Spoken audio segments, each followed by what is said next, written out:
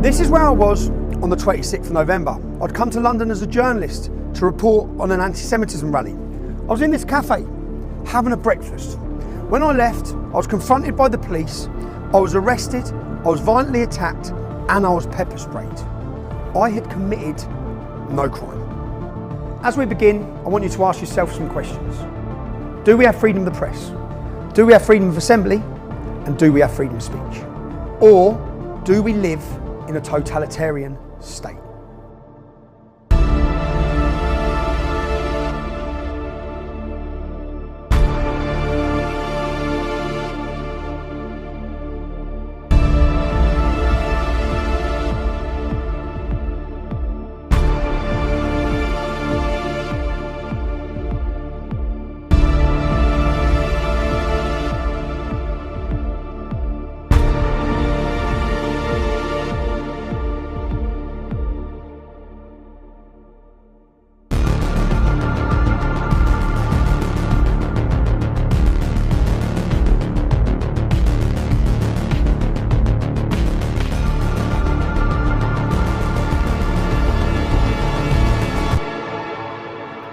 This was going to be a film about two-tier policing.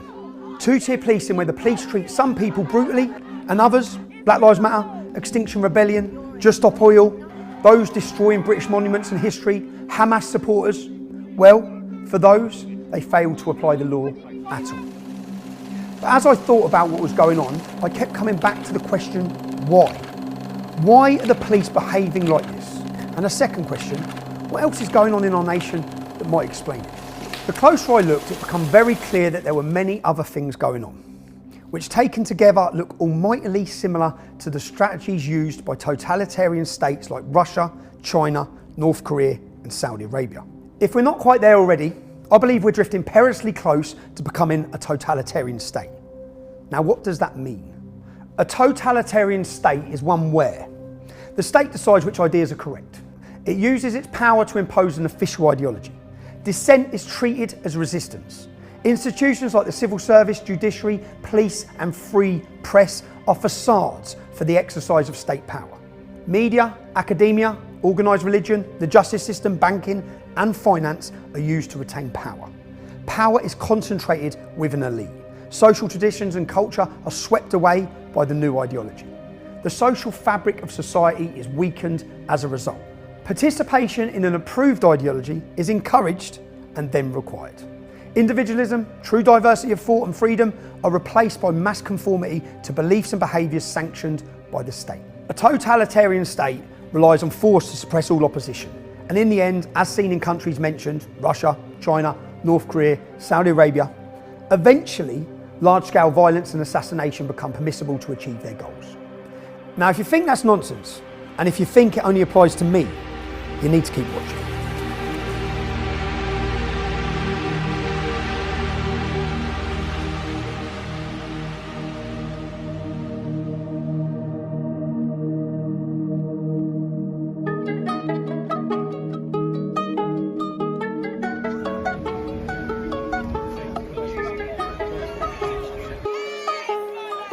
They are protesters from the controversial Just Stop Oil group. Get out, mate, come on. How long are you going to stay here for? Thank you.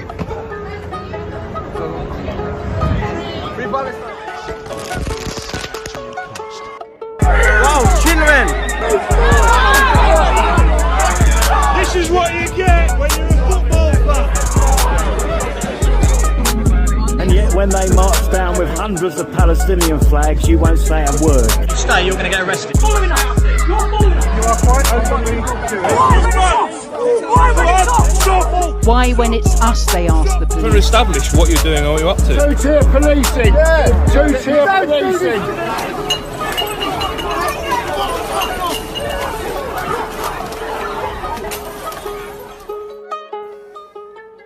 That's right, you can climb on monuments, you can vandalise them, you can block the streets while praying to Allah.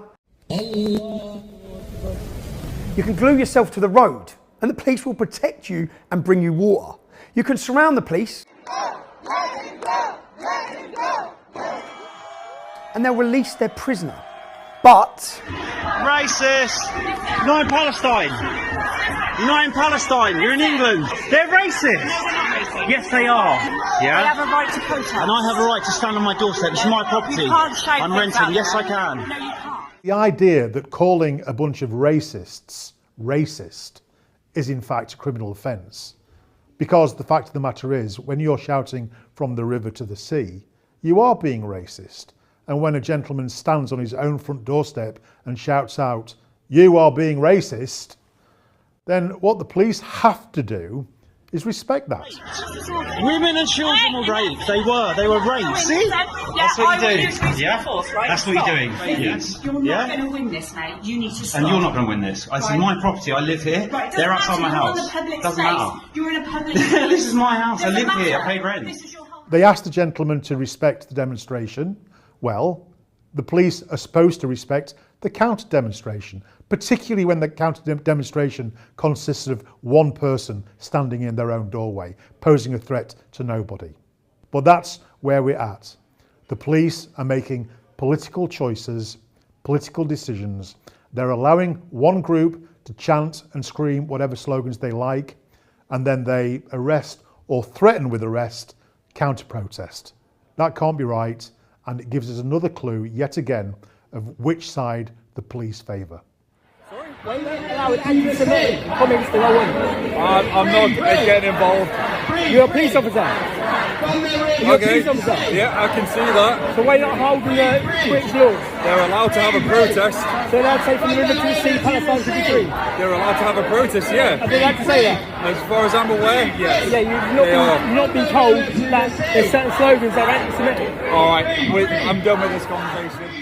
You don't have the right to speak in the UK. We've seen online censorship. This is now offline censorship, where an individual police officer decides what is acceptable and what is not. We'll find some Jews there. You want the Zionists, you want the blood.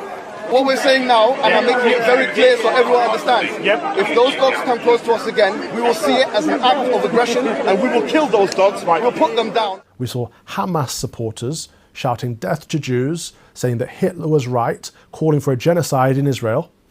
They were left alone.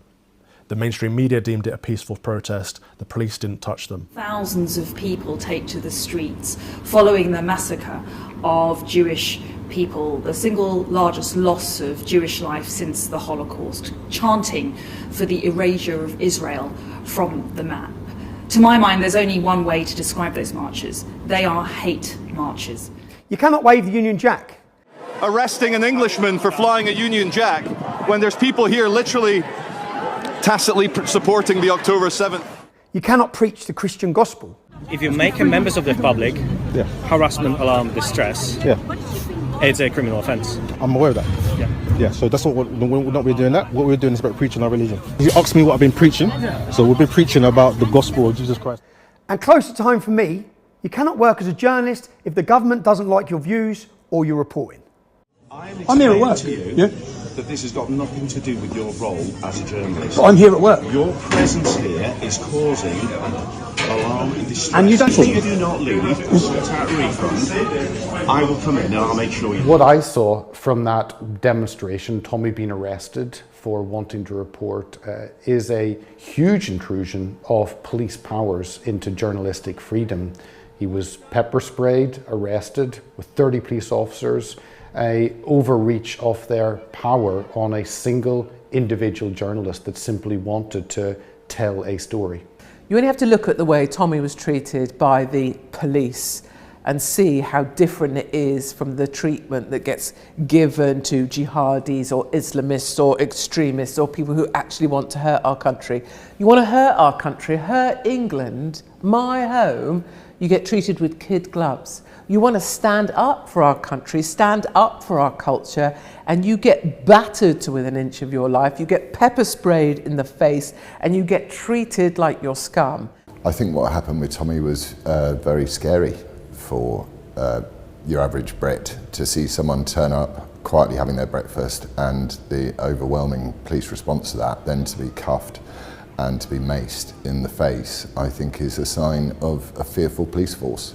You know, if they're going to do it to him and these figures that stand in front of people and stand for people, then they will do it to you. I think that there's a particular paradigm in place that renders some people on the inside and some people on the outside, and our lad Tommy is of course on the outside, and so he will get treated in ways that other people who may be equally or more divisive won't be treated, ever.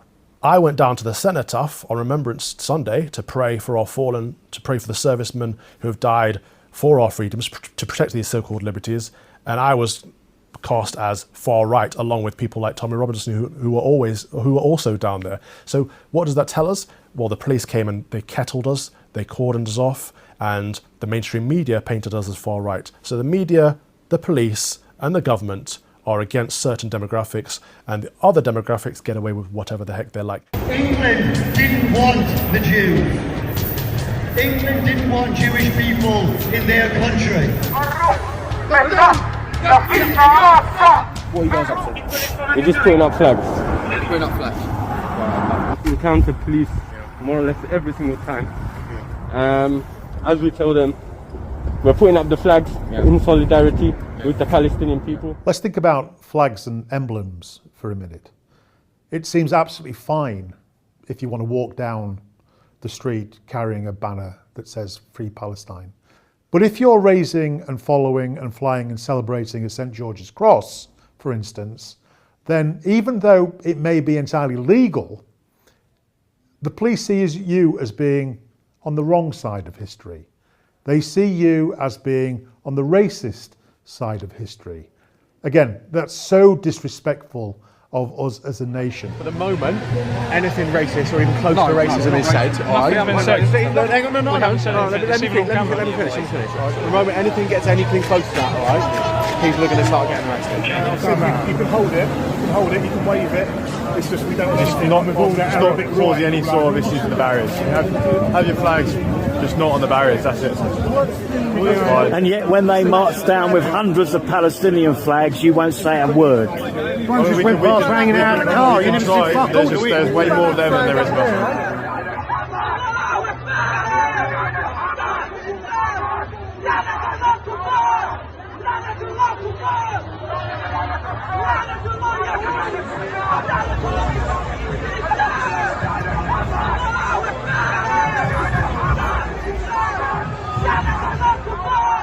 That's right.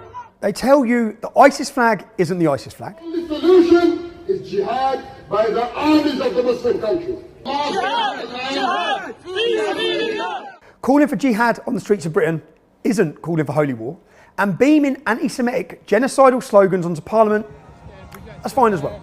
I spoke to the police a minute ago over there, and they said it is an offence to do that. I don't know the particular law. It's an offence. Stop it. But they're not. And this is something I've been warning about for 20 years. There's a two-tier system across this country, one rule for them, another rule for us. It needs to change. Well, there's a two-tier system. The rule of law has got to be implemented equally across all communities. When I'm talking about the two-tier policing system, it seems to be for the Muslim community. Many people have lost their jobs or their promotions for speaking their mind. And Lee Anderson lost his job for telling us what we all know, that the capital streets have been handed over to Islamic mob rule. I don't actually believe that these Islamists have got control of our country, but what I do believe is they've got control of Khan and they've got control of London. And again, this stems with Khan. He's actually given our capital city away to his mates. Beware, because if you let Labour in through the back door, expect more of this and expect our cities to be taken over by these lunatics. We have allowed our streets to be dominated by Islamist extremists and British Jews and others to be too intimidated to walk through central London week after week.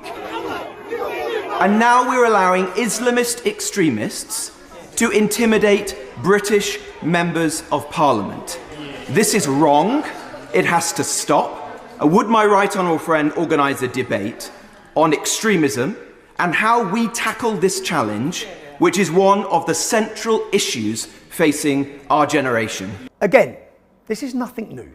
In 2011, an imam from the East London Mosque told the Metropolitan Police I was not allowed to march through Tower Hamlets on a charity walk for a dying child.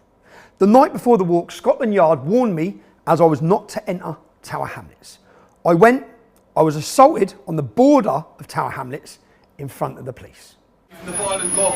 Shouldn't you be dealing with the violent mob? Not people expressing their So how far much? Yeah, right. Just walk into it. Just fucking get out of it. What are you doing? Get back. Arrest him for assault. Arrest him for assault. Arrest him for assault. Arrest him for assault. Arrest him for assault. Arrest him for assault. That's all on camera, so arrest him for assault. How come he hasn't been handcuffed? How come he hasn't been handcuffed? How come he hasn't been handcuffed? Why have you got your hands on us? Because I am going to be arresting you. You're going to arrest me? You're going to arrest us for doing a charity walk? I need to explain why. So now we're getting arrested. Actually, look what happened. The two police step back, two unidentified men, probably undercover police, step in and assault me. I didn't react, but I was arrested. I was sent to trial. I was given bail conditions that banned me from entering the borough of Tower Hamlets for 9 months. No evidence. It was kicked out. It's lawfare. You see, in a totalitarian state, the police operate outside the constraints of the law. Their actions are purposely unpredictable to destabilise those of us, any of you, with the wrong kind of views. And they lie. They continuously lie.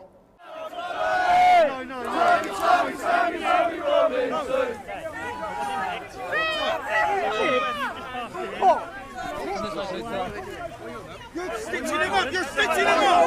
Take him away! The police said I was carrying an offensive weapon. They fabricate a reason to arrest me.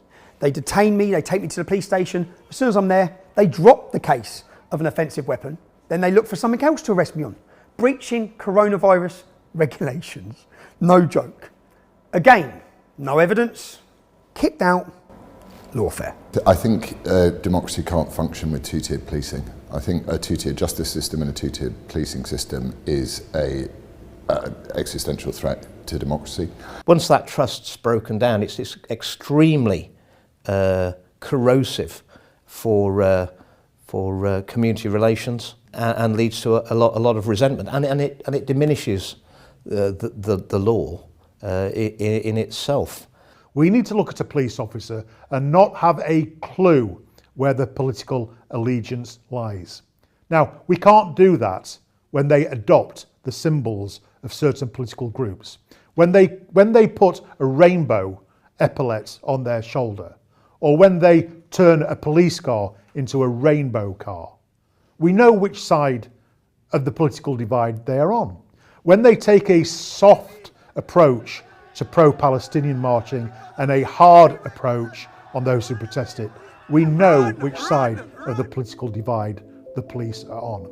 And we need to have no idea which side the police are on. In any matter, it's the police's job to uphold the law. That is it.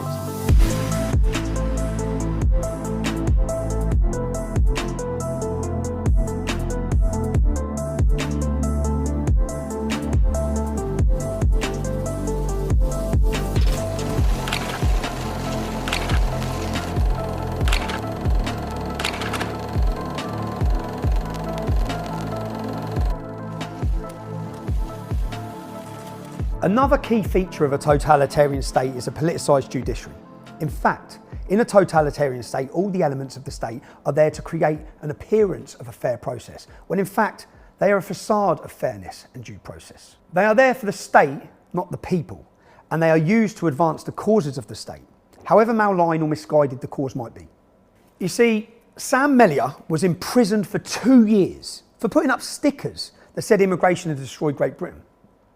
Bunny Crean was imprisoned for 2 years for putting a bacon sandwich outside a mosque. He died in jail during that sentence. While at the same time, 3 women who were found guilty of terror offences weren't even fined. They were given a conditional discharge, totally let off. A Muslim abuser, Adil Rashid, he was convicted of raping a 13-year-old child. He was let off because he wasn't aware that wasn't allowed, because he'd been brought up under the influence of Sharia. Ignorance apparently is an excuse. A recent Newcastle grooming gang, one of them was let off with a community order for raping children. He raped children. He too was let off. Just like the two-tier policing, we have a politicised two-tier judiciary, where the law is not actually the law. The law is whatever the judge decides it is based on who's sitting in front of them. And perhaps most galling for me personally, how are you feeling about the verdict? Oh, suck your mum's funny. You've got no guilt. Is there any guilt? Is there any guilt, mate? Is there any guilt? back in 2018, I was imprisoned for reporting outside Leeds Crown Court at the end of a trial of now convicted child rapists. But watch this. We grant the extension of time in respect of the finding of contempt in Leeds Crown Court and allow the appeal against that finding for the detailed reasons set out in the judgment, essentially because the process was flawed. That's right. It was found to be an unlawful imprisonment. Well, it's Lennon from ITV, Matthew Hudson. Funny I'm talking to us at some point. Do you know, can I tell you something? Yeah. I face a contempt charge, yeah, for doing exactly what you just done to me now. Exactly identical to what you just done to me. Clearly I can't comment on that. No, exactly. I'm being prosecuted by exactly what you've just done. I'm facing charges. I still spent 3 months on solitary confinement before being released. So the public had seen them falsely imprison me. So they had to get me. They took me back to the Old Bailey twice and eventually convicted me again on contempt of court, which I did not commit, by the way. And they gave me another 10 months in prison. So 13 months and then 10 months for asking now convicted paedophiles, how do you feel about your sentence? What's the difference between what I did and what you did? You've now been found in contempt of court. You lost your chance to be You an don't MEP. care. Do you think the myth of Tommy Robinson has just been birthed now? You don't care, do you? You don't care that people's freedoms have been taken away. You don't care that a judicial system has just prosecuted someone because of who they are, not what they've done. You don't care, do you? You're a journalist. Do you not care about people's freedoms to report? What do you get for contempt of court? The Daily Mail, the Daily Mirror actually collapsed the trial of Levi Belfield for the rape and murder of the child Millie Dowler. Contempt of court. Same, they were fined. Rod Liddell, whilst writing for The Spectator, he actually collapsed the Stephen Lawrence murder trial. The Spectator magazine is being prosecuted for breaching reporting restrictions during the trial of Stephen Lawrence's killers. Gary Dobson and David Norris were described as disgusting racists in an article written by Rod Liddell while the Old Bailey trial was underway. The magazine is accused of breaching a court order preventing prejudicial material being published before jurors reached verdicts. What was his punishment? A fine. You see, we have a politicised judiciary. We have spent £115,000 so far fighting this case. We have received no legal aid. The Muslim paedophiles from the Rochdale grooming case were given £1 million of our money to fight that case. The court ordered that those paedophiles would be deported when they're released from prison. Those paedophiles are still walking around the streets of our country. And bringing it back to my arrest in November last year, it's important to understand the process is the punishment. I had to go to court 7 times, and every time I had to go, it cost me thousands of pounds. My freedom was taken. My ability to work was taken from me. The cost was £60,000. And what was the outcome? The arrest was unlawful. The bail conditions were unlawful. The entire thing was unlawful. Police officers lied in their statements, fabricated paperwork. They lost all their body-worn video footage. That's right, every police officer you see with a body camera on, they all lost it. The dog ate my homework, Your Honour. So have we won? Or have they won? They physically attacked me, they pepper sprayed me, they banned me from my capital city for 6 months, they financially bleed me. The point I want people to understand is I've just said I've won, yeah? Have we won? Do we have freedom? For the last 6 months, I've been banned from entering my capital city. Whilst jihadists have took over our capital city week in, week out, with the grace of the police allowing them to, I've had my restrictions, my right to a family life. I even went to court to ask if I could take my children to the Christmas lights turn on, and I was refused that opportunity. For the last 6 months, I've had to go to a Muslim police officer and ask permission to come into my own capital city, of which one of the meetings was to interview a member of parliament. That Muslim police officer refused that request. That is a police state. That is not freedom. What's been ruled on is that the arrest was unlawful, pepper spraying was unlawful. They arrested me on my daughter's birthday. Yeah? On my daughter's birthday, that's now unlawful. Their bail conditions are unlawful. This is about lawfare. The process is the punishment. Our eyes have been opened because of the internet age. We can see precisely what's going on before they spin it. And then we can compare the narratives of the true events that we saw with our own eyes versus what they want us to believe. And there's always more rules. Rules that superficially sound reasonable enough. Non-crime hate speech. No one wants hate, right? But those rules are simply weaponised to silence people again. And the people with the wrong kind of views. In Russia last year, 400 people were arrested for things that they said on social media. 400 people in Russia. Obviously, this country is very different. How many people do you think were arrested in Britain for things they said on social media last year? Go on. Take a guess. I've no idea. 3,300. Really? Arrested for what they'd said on social media? Yeah.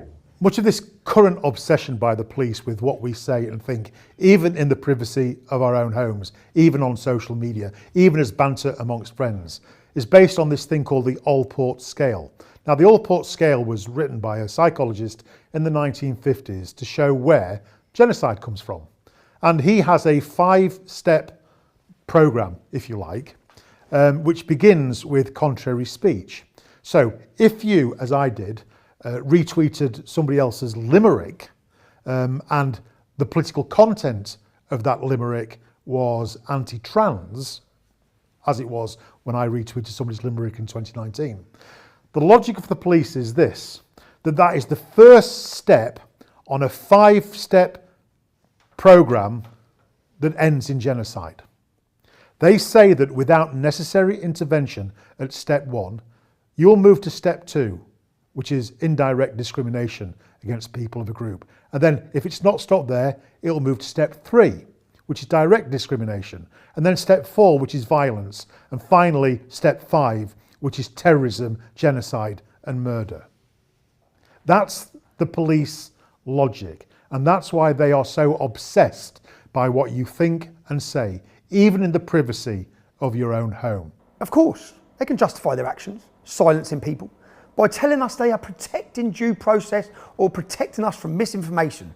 But as Robert Kennedy says, there is no time in history when the people censoring speech were the good guys. And he points out, a government that has the capacity to silence its opponents has the power to commit any kind of atrocity. And when they want to, they just create more legislation, like the Online Safety Act brought into effect in October last year. It's always for our own good. The benevolent government protecting society from the extremists. That's how they sell it to you. So what is the future of journalism in the UK? And it's increased censorship. The Online Safety Bill censors online content. And with the police now being given free range to restrict any journalist at any moment, at any demonstration, I think this will curtail and stop the freedom of the press. But there are some problems here. The new online safety legislation, it can be weaponised by anyone. Literally anyone can claim they're alarmed or distressed and use the law to silence ideas they can't cope with. The drag queens, men who get sexually aroused by dressing up as a woman and reading to your primary school children. The Muslims who don't want Islam to be scrutinised by people who think Islam might not be such a great idea for Great Britain.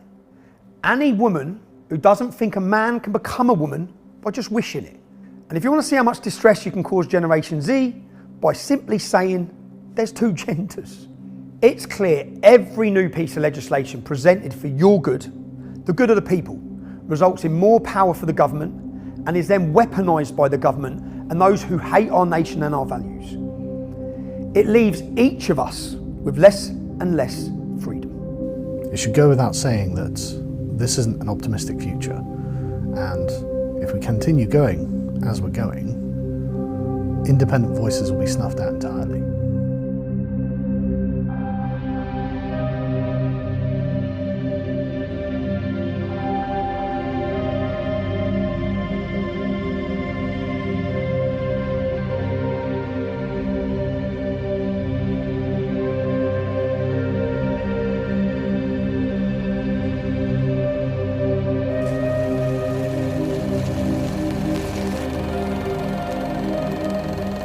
Another feature straight out of the communist totalitarian playbook is the use of security services. to spy on its own citizens.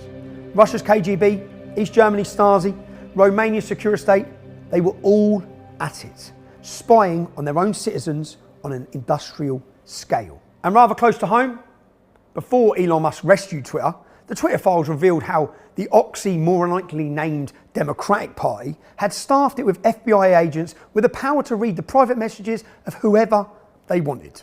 Now, a journalist working with Twitter claims the FBI paid the social network money and at the same time pressured Twitter about its content. Meanwhile, Elon Musk's newest Twitter file showing how cozy the relationship was between the FBI and Twitter right before he took over. Journalist Matt Taibbi's thread showing that there were more than 150 emails. The FBI asks to remove 3 accounts. That gets forwarded to Twitter. Twitter immediately suspends the accounts.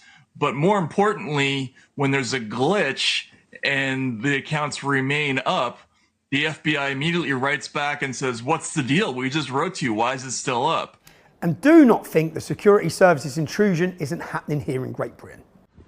What are you doing? Show me who's in the back of your car. There's no one in the back of the car. So what are you doing then? We're not here, anything to do with you. What are you doing then? Well, what do you think we're doing? I think you're starting doing me. No. Who's yours work for? So what are you doing? And there is someone in the back. I know there's someone in the back. So what are you doing here? What do you think the press is? I don't know who you are. So what are you doing? Go on, tell me what you're doing. You tell me what you're doing here. Because essentially I've got threats against me. I know you. Yeah? So what are you doing here? If I turn it off, you can tell me what you're doing. We go here. Who's in the back of your car? No one's in the back. Who's in the back of your car? You're not going nowhere. You're not going nowhere. I'm not moving, bro. Let me see who's in the back of your car. Tell me what you're doing in my house. I want to know what you're doing, bro. That's all I want to know is what you're doing. I've got police officers sat with recording, in a recording van. In the back of this van is a recording station. I'm not standing, you're not going, bro. No, because what you're doing, I know what you're doing. I know what you're doing. I know what you're doing. They're sat in the back of their van. This is recording devices. The whole of this back thing, because he just opened it up when I got him out, the whole of this back thing is recording where they're pointing there because what this is has been a setup. These police officers setting me up. That was 2 men, one wearing a wig, from the security services outside my house in a van with false plates on and full of listening equipment. Not investigating a crime, but listening to see if they could find one. When did any of us vote for this level of state intrusion?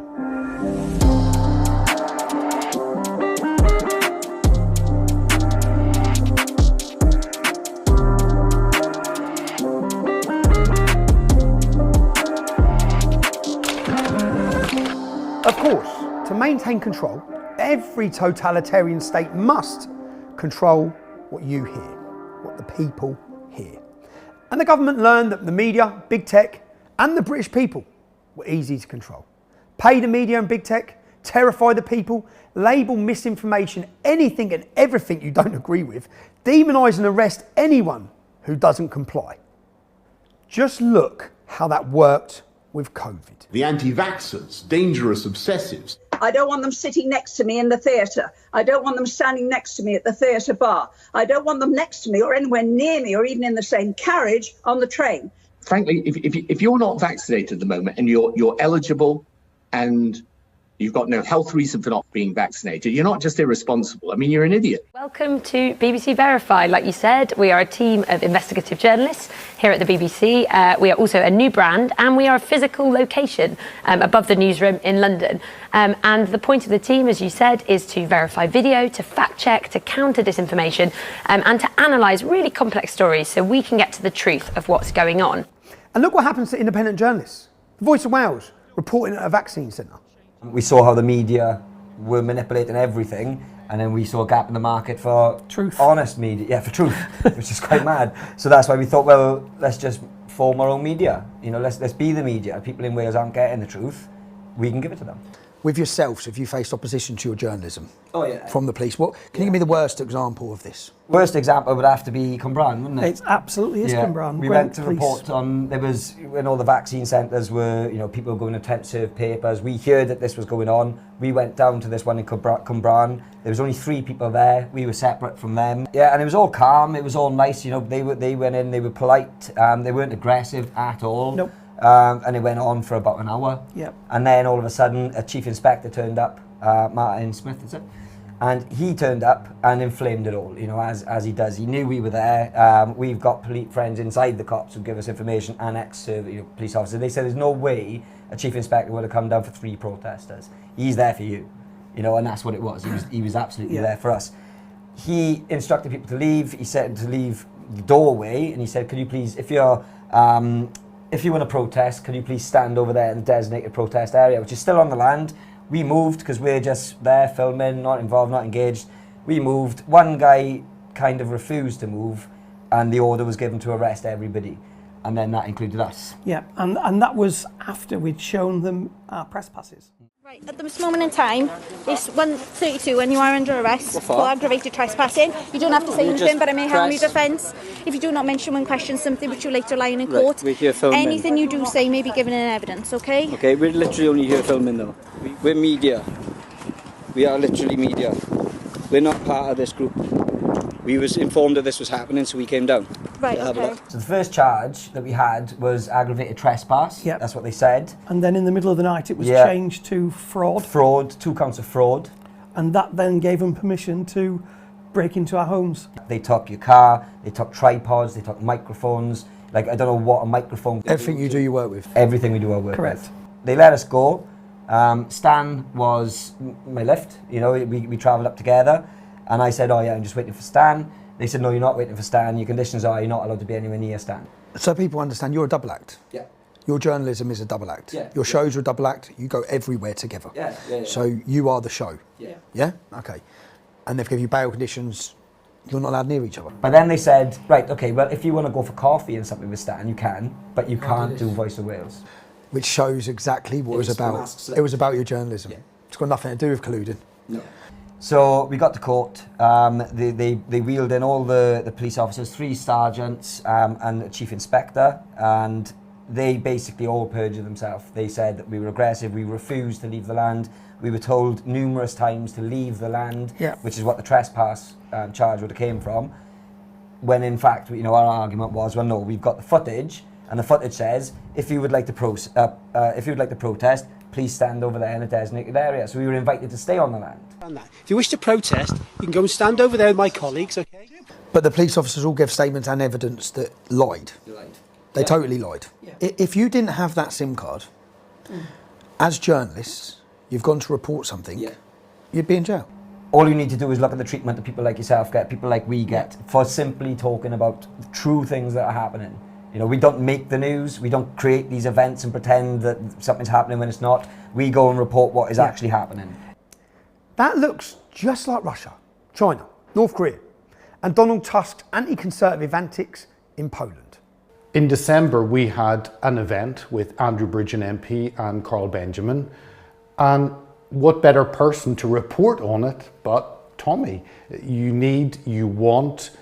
rely on other journalists, other media outlets promoting what you're doing, discussing it. It was an event holding the line, challenge the narrative, looking at free speech. So I get a call from DC Shah, police officer, and he wants to know information about the event. He then goes away. I then get a message from Tommy to say he's been blocked or banned or not allowed.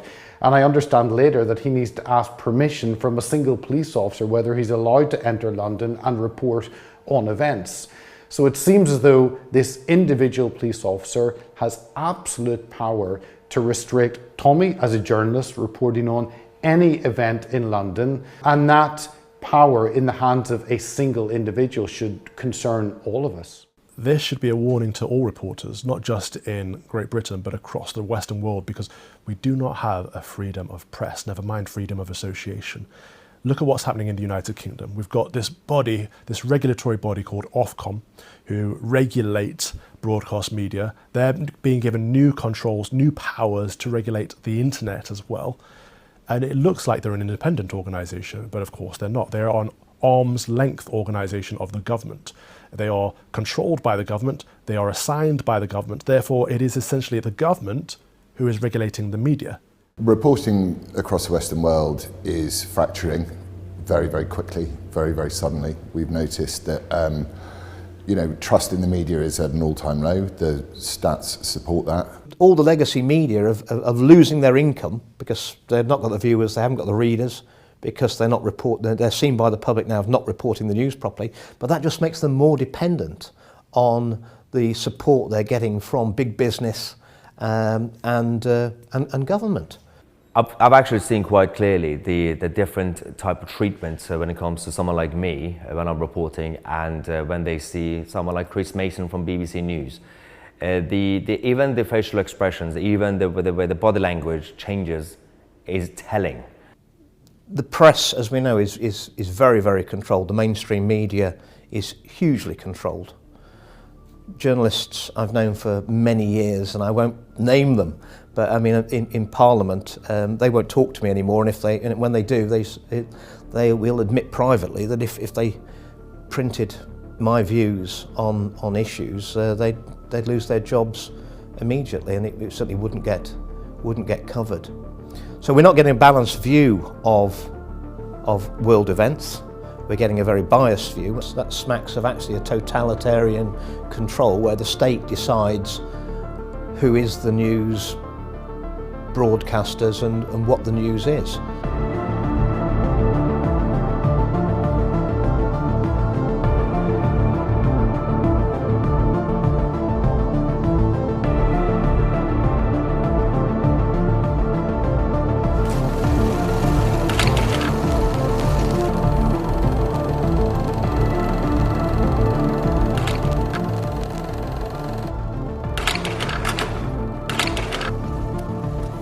Well, with controlled media, you can inject propaganda into the population on a daily basis and indoctrinate them all. You can hammer away pumping out the same messages. COVID's going to kill you. The vaccine's 100% safe and effective. Global warming is going to kill us all. Mass immigration and diversity are our greatest strengths. And if you can control what people hear, very soon you can control what many people think. Many people, not all. We are the Behavioural Insights team, the world's first nudge unit. We generate and apply behavioural insights to help people lead better lives and support communities. The government set up a unit to manipulate you in 2010, the Behavioural Insights team known as the Nudge Unit. Its sole purpose is to work out how to get you to do what they want. With COVID, they decided fear was the best tactic. Let's bring you more on the latest infection numbers and the number of people who've died. Yes, and the most shocking thing actually is the number of people who have died. The United Kingdom's death toll from the coronavirus has risen by 1/5, that's 20%. The latest number of deaths in the UK is higher than any daily total reported by either Italy or Spain. 13,258 people are in hospital with coronavirus, and 28,734 people have died. They weaponised fear against you to terrify you, so they could get you to stay in your house, wear a mask, be in the bubble, take the shot, take the vaccine. Even though the data showed as early as May 2020, just 3 months in, that for the healthy people under 55, there was minimal risk, but they shut the country down anyway. I think we're being taken over by what's becoming a totalitarian state, which is based on very bad science, in fact false science, and there's a fraud behind a lot of it. And they said the vaccine was 100% safe and effective. Well, Mr. Speaker, let me first say that I believe COVID vaccines are indeed safe and effective. The vaccines have all been through and met the necessary safety and quality standards. I've just had a vaccine for COVID. Vaccines being rolled out in the UK are not just safe, but they make you safe. They're saving lives and protecting people. It's not just your own life you'll be saving, it's other people's lives too. Trust the science and get on with it. This is a safe and effective vaccine. Except it wasn't, was it? The media played along and only told one side of the story and shut down many respected scientists who did not agree with the approach and wanted to warn us about the possible COVID vaccine harm. But they didn't manage to silence everyone. But what is almost certainly, and if you allow me to say this, Laquesta, what my own research has found, and this is something that is probably a likely contributory factor, is that the COVID mRNA vaccines do carry a cardiovascular risk. And I've actually called for the suspension of this pending an inquiry because there's a lot of uncertainty at the moment about what's causing the excess deaths. Yeah, someone at the BBC booked Dr. Malhotra to talk about statins, but he was determined to let us know about the vaccine harms. The all-party parliamentary group on the pandemic response heard about the terrible effects of weaponising fear. Have a read of The State of Fear by Laura Dodsworth. And of course, they kept hammering away about the danger of the far right. That's from the Prime Minister, Rishi Sunak. He says this, I conclude rather unsurprisingly that there is a greater violent threat from the far right. Just would like to pick up on that point because MI5, 67% of terror attacks on their books since 2018 are Islamist attacks. 3/4 of all MI5 cases are from Islamists. The Batley Grammar School protest, that wasn't the far right. The anti-Semitism boom we've seen in Britain since October 7th, that wasn't the far right. David Amos was murdered, not by somebody from the far right. Mike Freer forced out of politics by an arson attack, that wasn't the far right. Just Stop Oil, presumably, they're not the far right. Fear again. Every announcement they make, the far right gets a special mention. Where are this far right? You know, the real fascists. Because by the government's own security services, they tell them that 90% of the people on the terror watch list, 90% are followers of Islam. That's 40,000 potential terrorists they would know about. Not to mention the ones they don't know about. Are you scared? You have no, I'm not scared. No? And all the undocumented illegal immigrants that they have no idea where they are because they've done a runner. The government has lost them. They have no idea how many of them are criminals, terrorists. We never hear about that. In 1943, the following directive was issued from party headquarters to all communists in the United States. It read, when certain obstructionists become too irritating, label them after suitable build-ups as fascist or Nazi or anti-Semitic, and use the prestige of anti-fascist and tolerance organizations to discredit them. In the public mind, constantly associate those who oppose us with those names which already have a bad smell. The association will, after enough repetition, become fact in the public mind. That's right. These tactics are nothing new. Of course, our leaders are frightened and clueless. They don't know what to do about the real threat of Islam. We believe that life begins at death. We don't care about death. We love death. And they don't know what to do about the threat of left-wing extremist ideologies. Well, some of them don't know what to do, and there's others elected that actually believe in these extremist destructive ideologies. And some of them want you to actually believe that taxing us more is really going to save the planet, regardless of what China and India are doing with fossil fuels. We've cut CO2 by 44% on 1990 levels in this country. Of course, not everyone is susceptible to this indoctrination.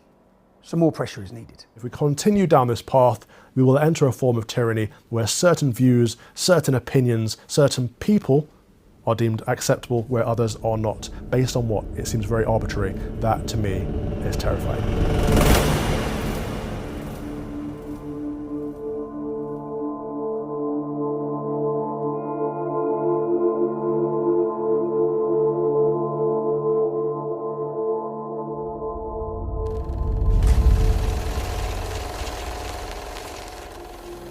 You see, another piece of the architecture of a totalitarian state is to use the citizens to turn on each other. After years of increasing social isolation, people retreat into the online world, building echo chambers, polarised, angry, faceless discourse. We were all potential fertile ground for mass formation. The stay-at-home mandates during the COVID madness was perhaps the last piece of this. And lonely, socially isolated individuals, often stuck in meaningless jobs, carrying the fear and anxiety of the monsters created by the state. In this case, the fear of COVID. Frustrated by ever-increasing restrictions on their freedoms and the destabilising effect of ever-changing rules. Well, with the right nudging, they can be made to do pretty much anything. Says you may not come within 2 metres of me. I'm walking past you. Because you're a dickhead without a mask. You're a cunt putting people's lives at risk. Asked her to wear a fucking mask. Like, seriously, woman who won't wear your mask, who don't wear your gloves, who don't practice social distancing. Wear your fucking mask. How else do you think people were made to come out on the streets, on their doorsteps, and clap for the NHS when their appointments and treatments were being cancelled? How else do you think the people were turned into zealots? They turned on those who did not believe. They turned on the people who would not comply. It happens when they, your neighbours, start breaking lockdown rules, with the police receiving 200,000 tip-offs. You see, people brainwashed during COVID. People only given one message, continuously given that message by controlled media. Lonely, socially isolated, frightened people. People who perhaps have little meaning in their jobs will take up the cause for the state. These people are desperate for meaning. They're desperate and they crave a master. They want to be told what to do, and they see forcing others to comply as their virtue.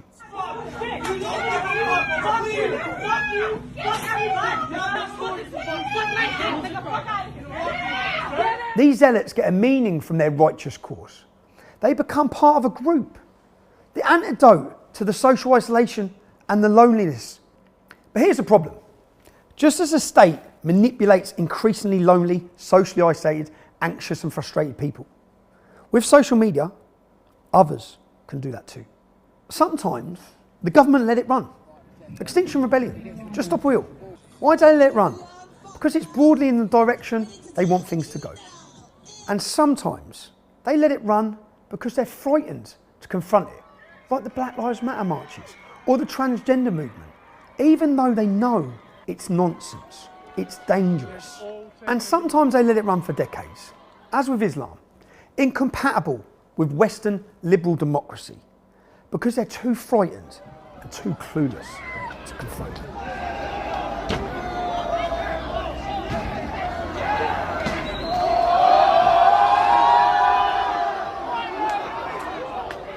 That window's gone. And now there's a fifth column, agitating on the streets, calling for jihad, calling for the extermination of Jews, and there are thousands and thousands who join these marches who have been manipulated in just the same way. So I just noticed the signs that you've got from the river to the sea, Palestine will be free. What does that mean? Well, it's quite self-explanatory. It needs to be... Well, it's a little bit more complicated than that, isn't it?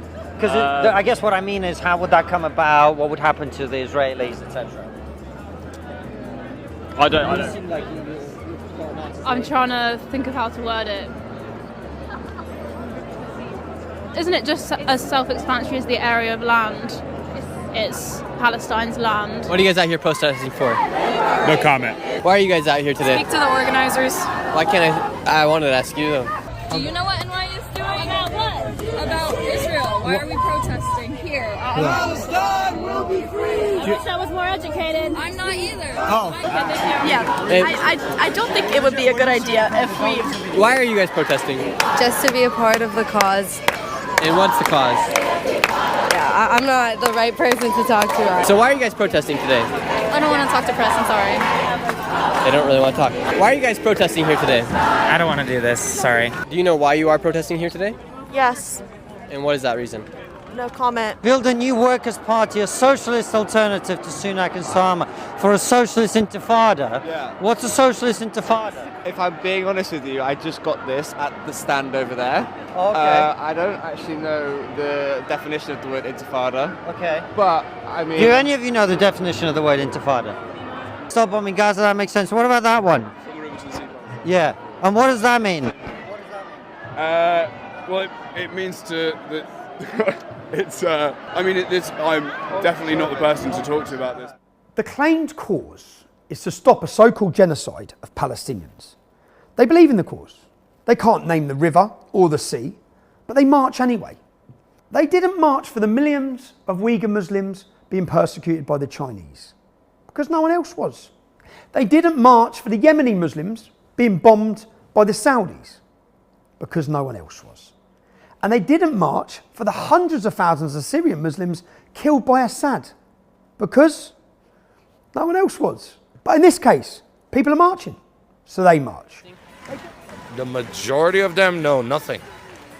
I grew up in Israel. I moved here 27 years ago. I've been to explosions, I've been to the shit. None of those people got their info. They have no idea. It's the next cool thing to do. The average person, I think, at these protests is the kid that isn't cool or good looking enough to be invited to a house party. So because they're not invited to a house party, they make their own, which is out here, which is why what happens when they summon these people with a flyer, 10,000 of them show up. These are 10,000 people with nowhere else to be. They get to be part of a community. They find meaning where they had none. In their outrage and indignation, they get to feel good about themselves. There are many causes where this mass formation happens. Me Too, pro-abortion, so-called vaccines, free Palestine, transgenderism. Sometimes people jump on board because they believe in it. It gives them meaning and community and makes them feel better about themselves. Others, they jump on board out of fear of what may happen if they don't. And our so-called leaders, they're frightened to confront the threat of Islam. And they're too frightened to even talk or confront the threat of the far left. But don't worry, guys, don't worry. They've just changed the definition of extremism. That'll work, that'll beat it.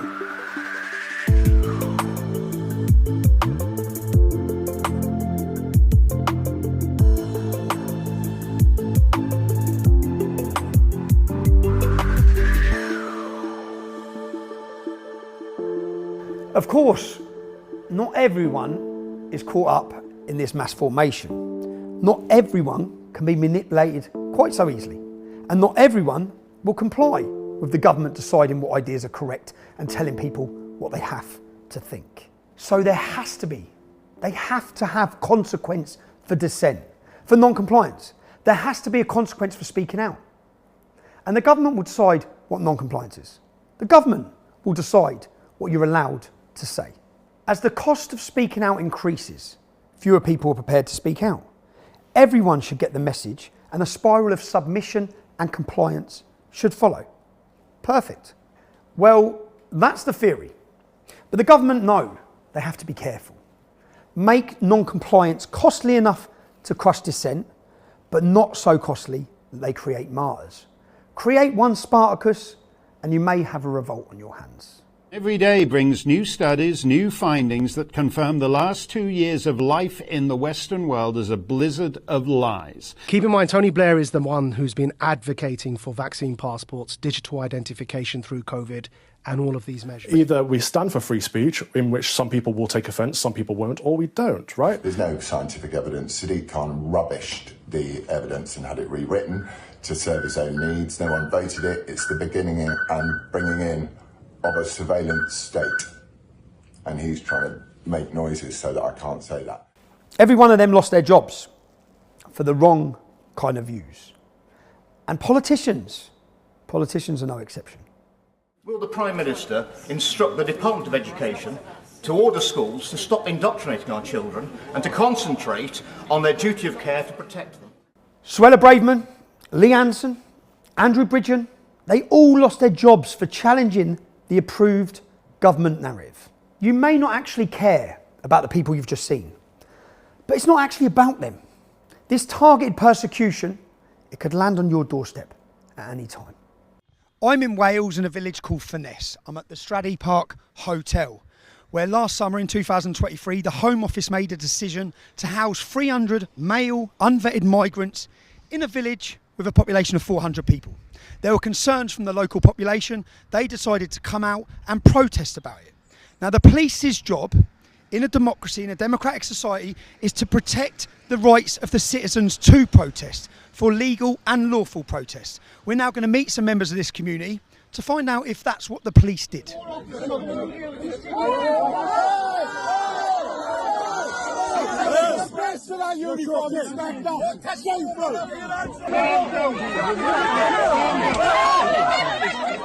My name's Paul Price. I live in Llanelli in West Wales. The last time I did vote, I voted Labour. I'm Helen Thomas and I'm 52 years of age. I live in Furness, Llanelli. I used to vote for Labour. My name is Joel Fuller. I was born in Furness, Llanelli. I'm 77 years of age. and last time I voted was for Conservative. My name is Peter May. I'm 57 this year. I'm from Port Hennett in Swansea, and I voted Conservative. My name is Mark Sheehan. I was formerly a Royal Marine. I've been a police officer. I live in Bellinville, very close by, 60 years old, and last election I voted for Boris Johnson, Conservative. Our local 4-star hotel was going to be turned into a migrant hostel, housing 230 people in 77 bedrooms. And what was your concern with that? Safety. The strain on NHS, the strain on all our services, because we have no facilities, we've got no A&E. Our hospital is only a minor injury unit. Okay. And the worry for safety of my children and children in the area. They're mostly undocumented males that are arriving here by dinghy from France. Why are they arriving here undocumented? Why aren't they going through the proper channels? That rings alarm bells in my head. And looking at Ireland's a little taster of what's potentially going to come here, and Ireland's in trouble. It was a really peaceful protest People until singing the police. Songs. Yeah. And it was like the whole community's just come together. There was a massive feeling of love. It was great. It was really nice until that day. There was no trouble at that hotel. No policeman was ever punched in the face, kicked, spat at, and yet they behaved all the time as though we were terrorists almost. It was just crazy. My daughter got pushed to the ground. How old was your daughter? My daughter was 9 at the time. So I didn't know where my daughter was at this point either, and I was just shouting, like, you know, where's my daughter, and trying to get to my daughter.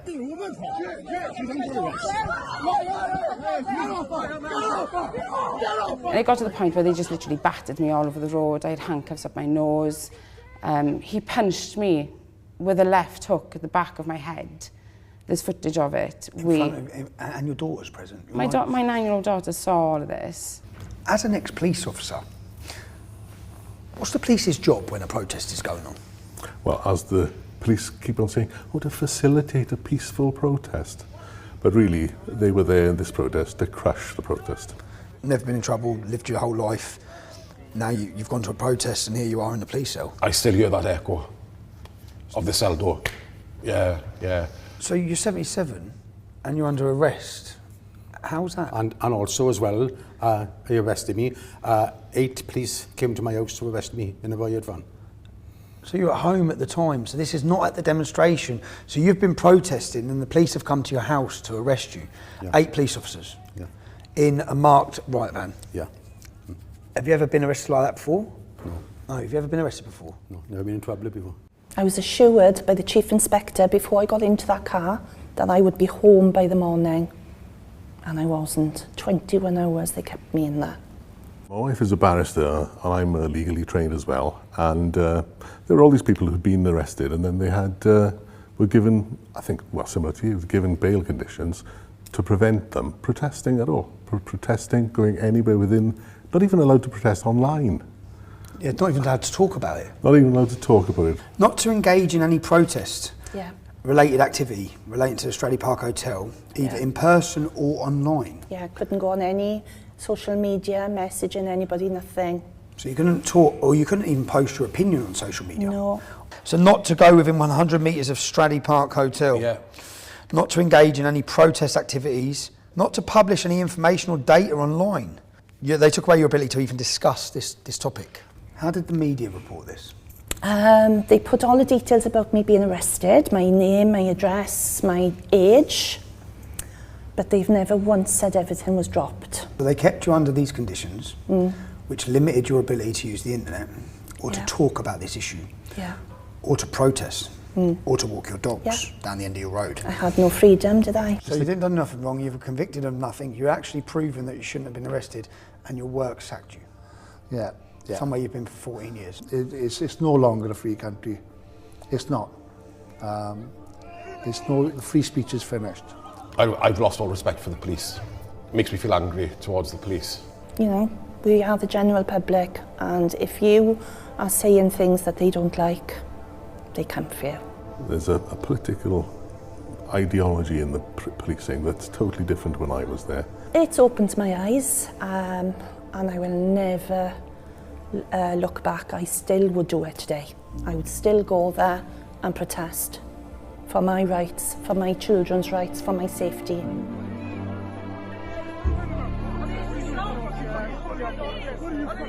Depending on your ideological stance, the police will arrest Twitter or X users for mean tweets, criticism of identity politics, and even memes.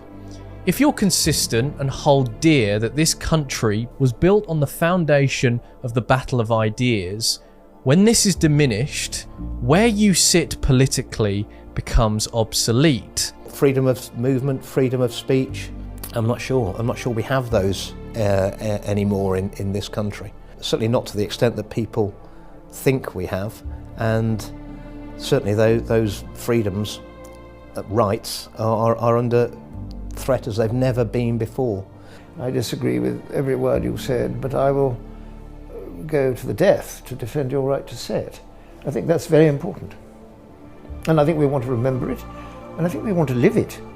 You see, allowing people to speak freely runs the risk that government policies will be scrutinised and criticised.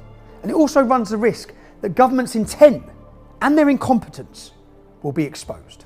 In my High Court ruling of 2020, Mr. Justice Knowles gave the starkest warning about the current state of policing. He said, in this country, we have never had a Stasi, a Cheka or a Gestapo. I think that what Mr. Justice Knowles saw was a trajectory. I think that he saw that without intervention, without activism, without political change, that we were heading toward a police force which was a political police force that would judge people not based upon whether they had or had not committed a criminal offence, but would go up against people because they held the wrong political views. I've now got 2 police officers and a mental health nurse coming to see me because I went to the church and spoke to my local priest about what happened to the bishop in Australia and said, are we Christians supposed to take a stand? I'm not calling for violence or anything like that, never once said it because there's no allegation. Now look again, just for the benefit of everyone that's going to see this is discrimination against Christians right now. Because if I was Islamic and I said anything along them lines, you wouldn't care. You allow hate preachers in this country to preach the killing of homosexuals and that, and now you're on my door because I said Christians need to take a stand. I don't call you for violence. I'm just calling to take a stand. Why do you think that you would be treated any differently? Because I've got a mental health nurse and 2 PCs, not PCSOs, come to my house, that's why. The modus operandi of the state is clear. First, they ridicule you, demonise, ostracise you. Then they deplatform you, they debank you. Then they use lawfare. They use lawfare to persecute you with the law. Then they change the law. Just to try and get you, they literally change the law. And as with my arrest last November, then they just ignore the law. They lie. They fabricate charges and impose bail conditions to restrict where you can go, what you can do, who you can talk to. And for all of this, of course, they bankrupt you. They target you financially. But there is nothing more dangerous than a person who has nothing left to lose. I mean, once the establishment move against you, their reach is absolutely immense. Life starts getting very difficult once you go against the narrative. Sir, why have you been arrested? Because I'm writing down Hamas is terrorist organization. That's it. That's it. What did it say on your sign? What did it say on your sign? Hamas is terrorist. Hamas is terrorist. When they attack me, when they assault me, I never assault back. Never. You never react. In the video, you get violently attacked. Yeah, never react. You've always got your hands up. Yeah. Have the police been there when at times that you've been attacked? Many times. Always. Police is there. When they come, they see, they still attacking me. They still assaulted me. They saying, yeah, you should live here. When you want to come back again, we arrested you. They give you a dispersal order. Exactly. In UK law, terrorist. The Terrorism Act 2000, when someone shows support for a terrorist organisation. Exactly. Someone when showing that supporting the terrorist organisation, going to be 14-year prison. Yeah. They show. What they do? Harassing me and pushing me back, you know? When the police are there and people are violently attacking you, have the police arrested any of those people at the time? Never. They never reacted them. In this video, 2 people are attacking you from the front. One, your leg, yeah? Yeah. One of them has smashed you. Yeah. So you're standing there, and from behind, he's hit you with a weapon, yeah? Wood. From back. From behind. So from behind your Yeah. leg. And obviously, look, this is a serious cut. Your leg's been cut open. When the police have turned up and this is happening, what were the police's actions to the men that were attacking you? Nothing. Nothing. They violently attack you, and the police then attack you. And especially when I de-arrested, I saw the guy which is attacking me. I told to police, the officer, I told him, he assaulted me. I saw him. Yeah. He assaulted me. And there's now evidence. He laughed. He laughed and go. They should be supporting law.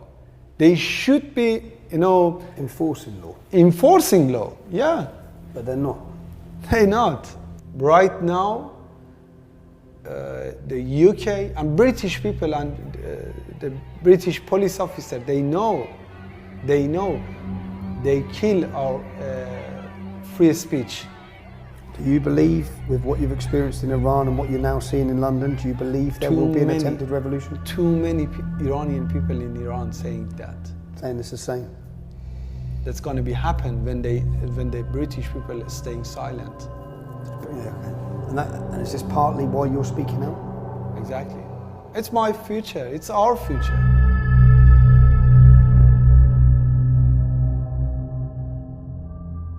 That is Nayak Gorbani. He's from Iran. He is all too familiar with police brutality. Arrested for holding a banner announcing UK government policy. The Hamas are a terrorist organisation. They actually are prescribed as a terrorist organisation. They arrest and continue to persecute him because they can't cope with the Hamas-loving protesters. Rather than deal with the problem, they arrest and prosecute the people highlighting the problem. Enoch Powell said over half a century ago, above all, people are disposed to mistake predicting troubles for causing troubles and even for desiring troubles. If only they love to think. If only people wouldn't talk about it, it probably wouldn't happen. So rather than deal with the people causing the trouble, what he's saying is they deal with the people talking about the trouble. And if all these tactics fail to silence the dissidents, well, according to UNESCO, almost 100 journalists were killed in 2018. Hundreds are in prisons. And when media workers are targeted, societies as a whole pay a price. Saudi state television reporting this evening that journalist Jamal Khashoggi is dead. Where the prison service has announced that the jailed Kremlin critic Alexei Navalny has died. In a statement, it said he felt unwell after a walk and almost immediately lost consciousness. Reporter Danny Casolaro was found dead over the weekend in a motel in Martinsburg, West Virginia. Local authorities quickly ruled his death a suicide. You felt like a fall guy. I mean, you'd been set up, haven't you? A man under pressure. He'd once said, "I will probably be found dead in the woods." Within days of this appearance at the committee, that's exactly what happened.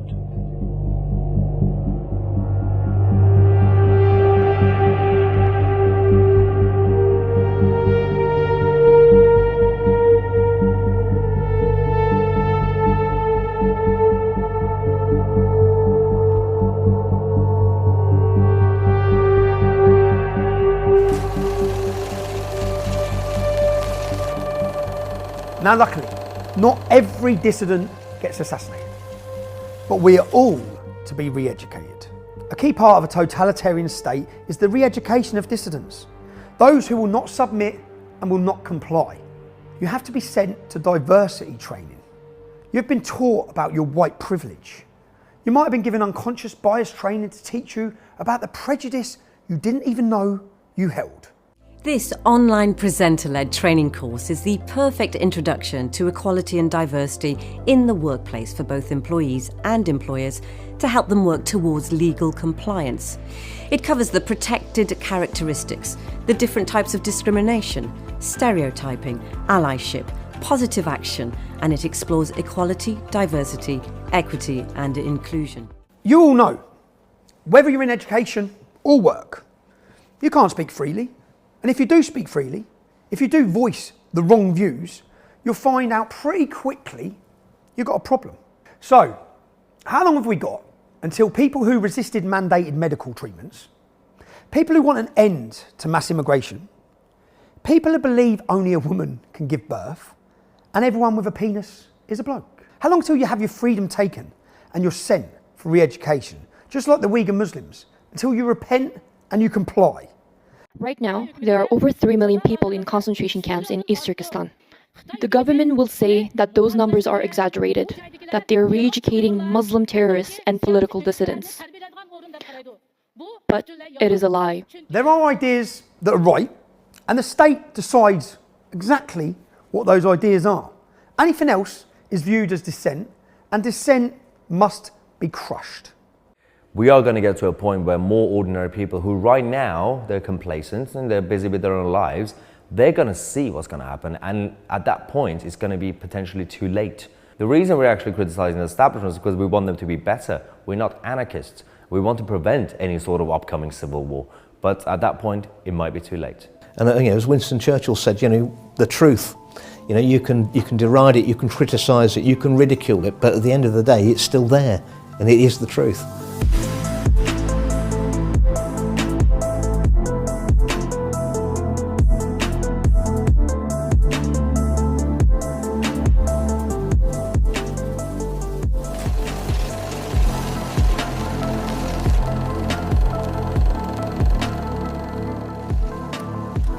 See, allowing people to express alternative views, that runs the risk of awakening the people to their failures, to their moral bankruptcy and the corruption of the government's policies, exposing the agendas of those who are supposed to be serving us, highlighting that the government's actions, they may not be in the best interests of freedom-loving citizens. They want control over every aspect of your life, where you go, how far you travel, what you eat, what you spend your money on, who you meet, what you say. You see, in a totalitarian state, scrutiny, it cannot be allowed. Agendas and corruptions are hidden. Accountability is dead. Failure's hidden. And there are so many failures. The failure of invading Iraq, which destabilised the entire Middle East. It radicalised a generation of Muslims and unleashed 20 years of Islamic-inspired mayhem across the world. The failure to stop illegal immigration and its disastrous effects on our society. The failure to reduce legal migration. Actually, it's worse than failure. For decades, successive governments have implemented ideology-driven policies that drive massive immigration without a clue or a care about the impact on our society and our culture. The UK population grew by 750,000 in 2023 alone. Their failure with COVID. They shut down the country. They took away our rights and our freedoms. They flirted with compelling medical treatment, destroyed businesses and lives, and told themselves they were fabulous at the same time, patted themselves on the back for these failures. The truth, of course, they caused the inflation we suffer by printing money, continually printing money. And don't ask questions about excess deaths, miscarriages, stillbirths, cancers, heart disease, and vaccine efficacy and safety. The failure to reject net zero, the Marxist anti-capitalist dogma that will drive millions into poverty and hardship. They embrace unilateral economic disarmament. They can't stop the tide, they can't stop an earthquake, a hurricane, or even a strong breeze. And yet they want us to believe if they tax us more, they'll be able to stop the climate from changing. And just like with COVID, the fools that lead us, they say they're following the science. They say they're following the science in order to shut down the voices of esteemed scientists who cry out that climate change is nonsense. You just follow the money on that one. The failure to reject gender ideology. This really should be easy for them. But the fools that lead us struggle to say what a woman is, and as a result, the destructive forces seeking to dismantle reality and society run rampant. Thousands of British children are told there are more than two genders, and boys can be girls, and girls can be boys. Let's be clear, there aren't and they can't.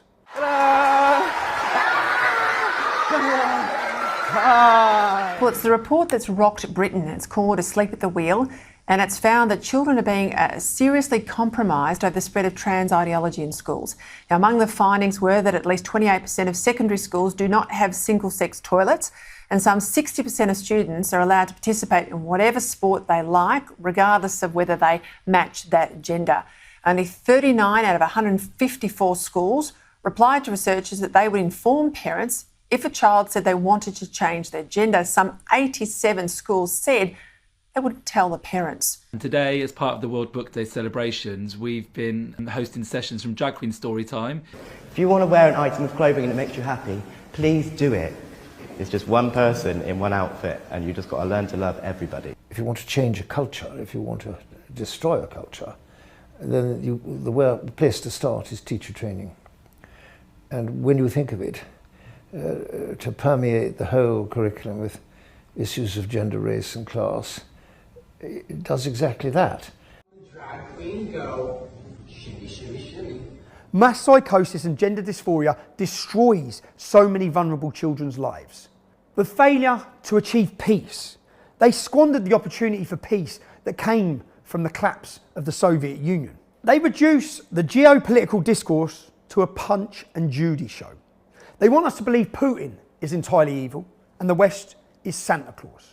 But people know about their broken promises, letting ex-Soviet nations join NATO and join the European Union. People know the CIA caused the Maidan revolution to get rid of the pro-Russian leader of Ukraine. People know about the West's biological warfare laboratories across Ukraine. I'm not on Putin's side, but our leaders orchestrate conflict and take us towards war. So why is the government implementing a totalitarian state? Because they're terrified of their failures being exposed. While our leaders tremble and hide in their Westminster bunkers, the people of Britain, who they're supposed to be serving, they live and die with the consequences of government failures. So many failures. We could be looking at the decay of Western civilization.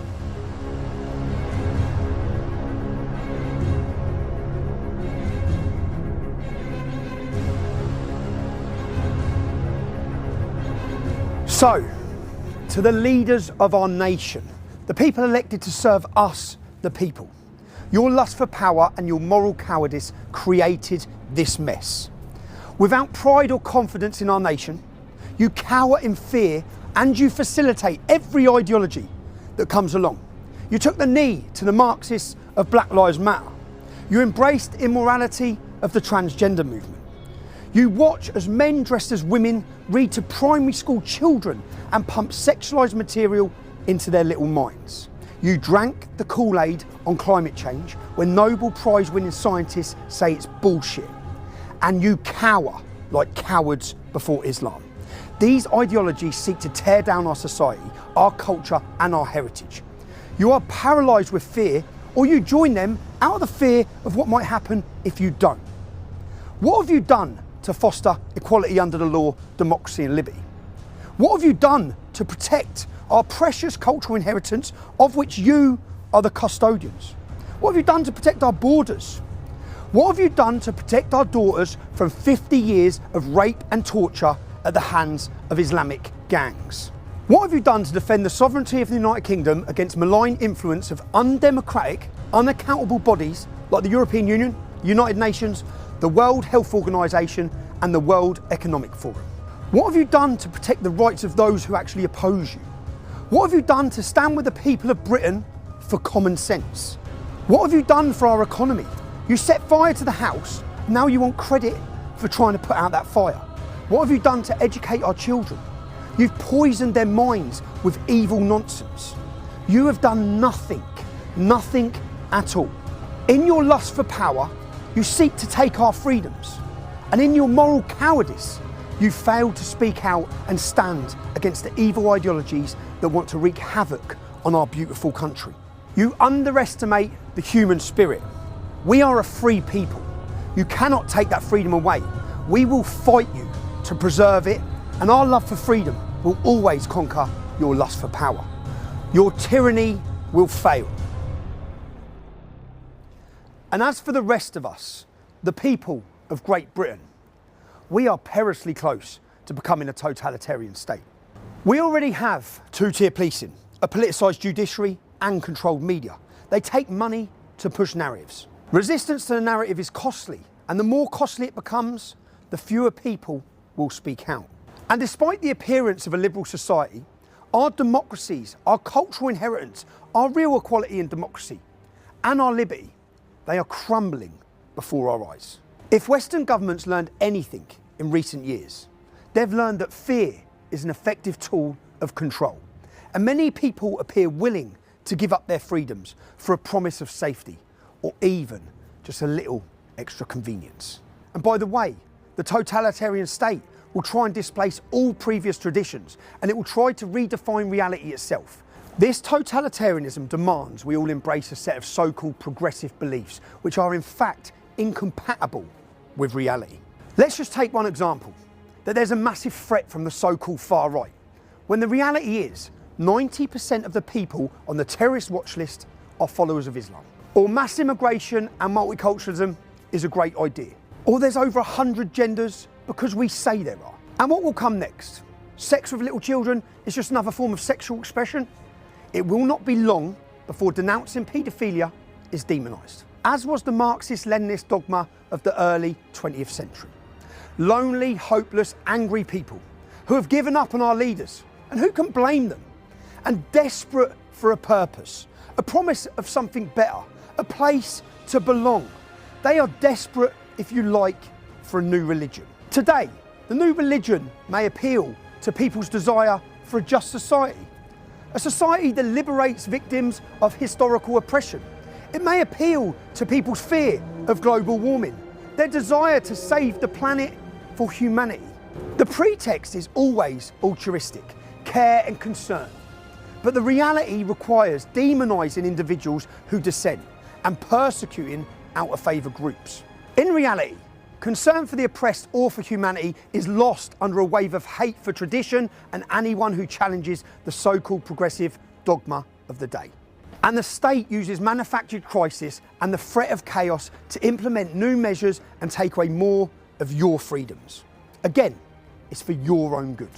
There has been no violent revolution, but the revolution has occurred. It is complete. Hate-filled progressive groups and ideas have infiltrated our schools and our universities. Their graduates have entered the corporate world and the public sector. They run the media. You may think you have the right views, but if we are to learn anything from Alexander Solzhenitsyn, there is no way of knowing what charges will be brought against you. No one knows what's happening tomorrow. There is a permanent and ever-shifting inquisition. So watch out. We can expect the battle for our society, for our cultural inheritance, to get worse before it gets better, because tyrants do not want to give up their power easily.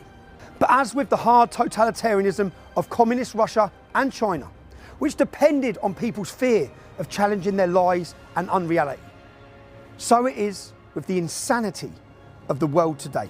We must continue to speak the truth. More people must stand up and speak out. The stakes could not be higher. If we lose our freedom to speak, the freedom to think will become the next casualty. Scrutiny dies and tyranny reigns. Thank you.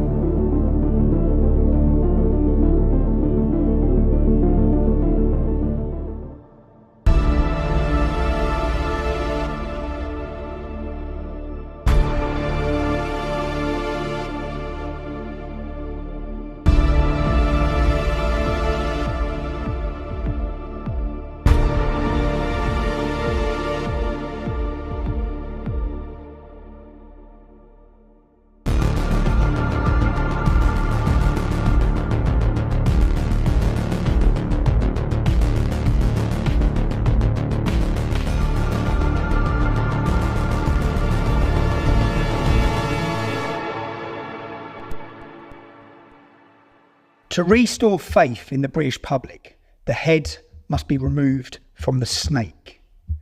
Let's start with getting the resignation of Mark Rowley. If you're angered and frustrated by what you've seen, please go to resignmarkrowley.com. We will hand this petition in our thousands at our next event on July the 27th in London.